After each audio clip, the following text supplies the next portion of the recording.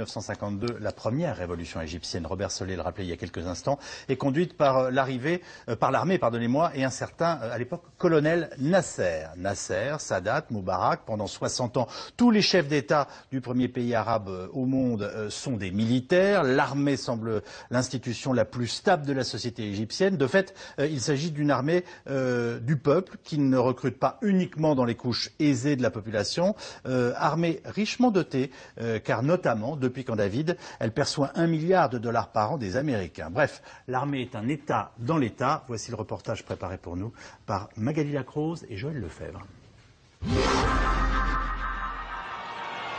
Un hélicoptère survole la place Tahrir. La foule l'acclame. Elle brandit des lasers qu'elle oriente sur l'engin militaire, comme pour se rapprocher un peu plus des soldats qu'elle considère comme ses sauveurs.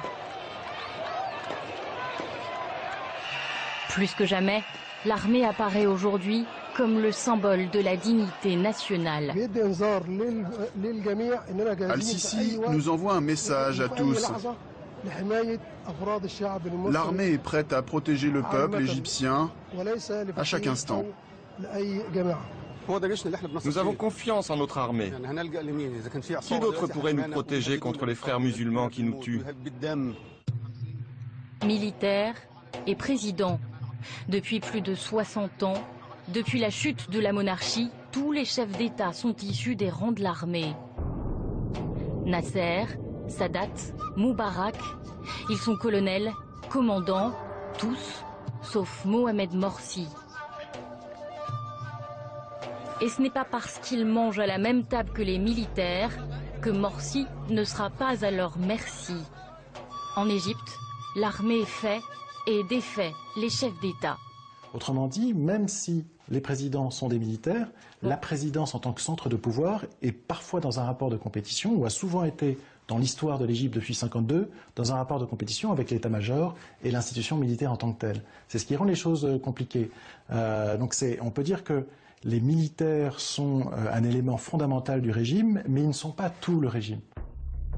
L'armée n'a pas toujours été si puissante. Pendant des siècles, les monarques cultivaient même sa faiblesse pour éviter les coups d'État. En 1952, la domination change de camp.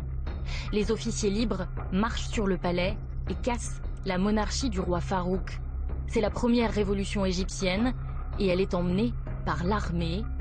Le colonel Nasser devient le bienfaiteur du peuple. Il y a tout à coup un idéal démocratique au sens de participation populaire qui est incarné par l'armée, qui est elle-même composée de fils d'origine relativement modeste. Et donc cette méritocratie casse l'ancien régime monarchique, corrompu, élitiste, etc. Donc c'est l'idée que c'est l'armée du peuple, si vous voulez. Malgré les actes de répression pratiqués après la révolution de 2011, l'armée garde cette image positive, celle de protecteur de la nation. Mais elle est aussi et surtout le poumon économique du régime. L'armée est riche et son influence en est devenue incontestable.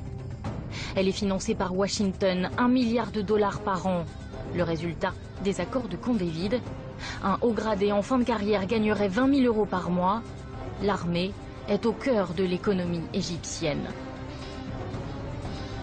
L'armée, c'est l'agroalimentaire, l'armée, c'est des industries de production d'armes, c'est un empire économique qui est assez opaque, qui n'est pas très bien connu, qui est source de revenus, et ça correspond à la période Moubarak, en quelque sorte, où l'armée égyptienne s'est embourgeoisée dans les affaires, en ayant des rôles dans les conseils d'administration d'entreprises publiques, en faisant du pantouflage.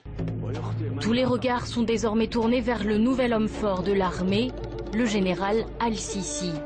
C'est lui qui a ouvert ce nouveau chapitre de la révolution égyptienne. Son nom est facile à retenir. Il est scandé depuis des jours sur la place Tahrir.